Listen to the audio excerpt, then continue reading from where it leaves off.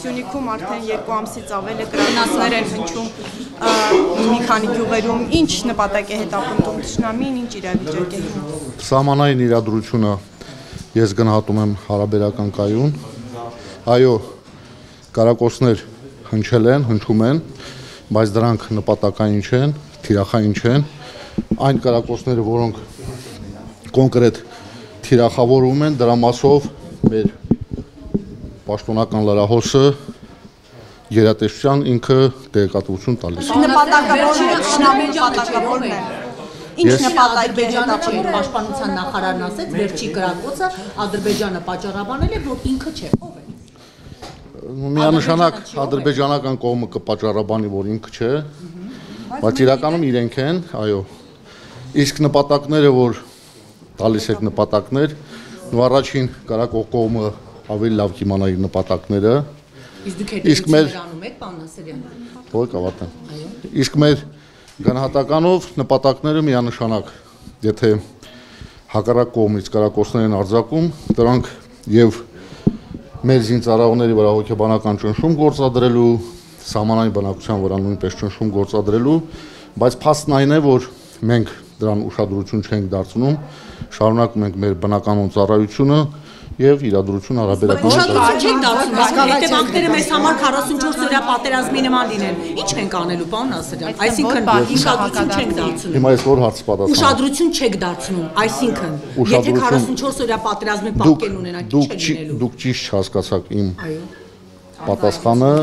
ուշադրություն չենք դարձնում, դա չի նշանակում, որ Հայաստանի մի րոպե, Հայաստանի զինված ուժերը չեն շարունակում իրենց արժև դրված խնդրի կատարումը, մենք շարունակում ենք հետախուզության վարումը բոլոր ունեցած ուժերով եւ միջոցներով եւ սահմանային խորհուրդներում հակառակորդի կողմից ոչ մի նմանատիպ սադրիչ քաղաքականության գործողություններ չկան։ Պարոն Ասրյան,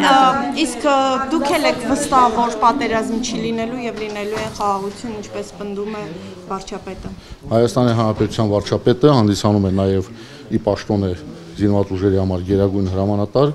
այնինչ որ Հայաստանի Հանրապետության վարչապետը հնչեցնում է, ուրեմն բավականին հիմքեր ունի դա հնչեցնելու։ Պարոն Ասրյան, բանակի ծառայությունը վերածել են գնացուցակի, այսինքն ըստ էության մենյուով։ Եթե ինչ-որ մեկը գիտնական, ինչպես պարոն Քոչարյանի տղան օրինակ գիտնական է, բանակից ազատվել է, ինչ-որ մեկը գնացուցակի նայի եւ որոշի այսքան ամիս կվճարի, այս հայրենիքով է պաշտպանելու։ Զինվորական ծառայությունից ազատվելու համար կա օրենսդրություն, համապատասխան օրենքներ, որտեղ շեշտված է ովքեր են ազատվում զինվորական։ Իսկ դուք կողմեք այն օրենքին, որ հիմա ԿՊԱ-կան պատգամավորն է ներկայացնում գումարով ազատվել, եւ արդյոք սա չի նշանակում, որ այն կոռուպցիան, որի մասին նաեւ ԿՊ-ից բարձրաձայնում է նույն պատգամավորը, հնարավոր չէ այդ կոռուպցիայի դեմ փաստորեն պայքարել եւ դա բերվում է օրինականության դաշտ։ Նայեք, կառավարության նիստում քննարկման ընթացքում պաշտպանության նախարարը, մեր գերատեսչության ղեկավարը ներկայացրել է տեսակետ եւ այդ տեսակետը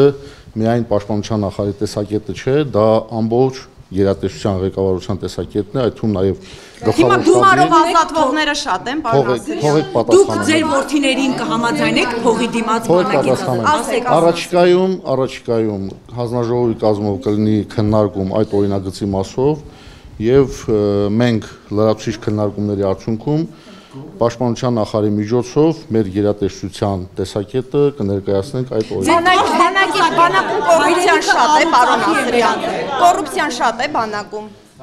Լսեք, ես կոռուպցիայի կանխարգելման հանձնաժողովից չեմ, ես գլխավոր շտաբպետն եմ, այո, լինում են դեպքեր, երբ այս կամ այն կարգի զինծառայողները, սպաներ, նաև պայմանագրային հիմունքներով ծառայող այլ զինծառայողներ փորձում են կոռուպցիոն քայլերի գնալ, ռիսկերի գնալ, իսկ մեր պարտքն է, մեր պարտականությունն է, որպես դա արմատախիլ անենք։ Հիմա այս նախագծին դուք կողմեք թե դեմ։ Ես պատասխանեցի ձեր հարցին, պաշտպանության նախարարը առաջիկայում հանձնաժողովի